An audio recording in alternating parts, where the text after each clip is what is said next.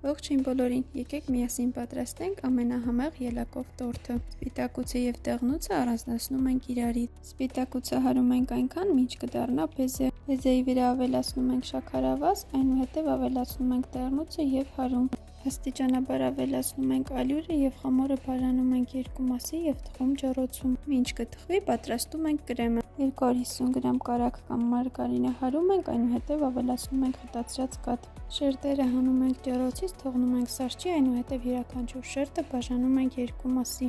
Յուրաքանչյուր շերտին քսում ենք սիրոպ, կրեմ և հավաքում բոլոր շերտերը։ Վերջում հարթեցնում ենք և ձևավորում ելակով։ Շատ հեշտ և արագ է ստացվում, իսկ վերջում անչափ համեղ։ Վստահ եմ, որ ձեզ հաստատ դուր կգա, անպայման պատրաստեք և կիսվեք։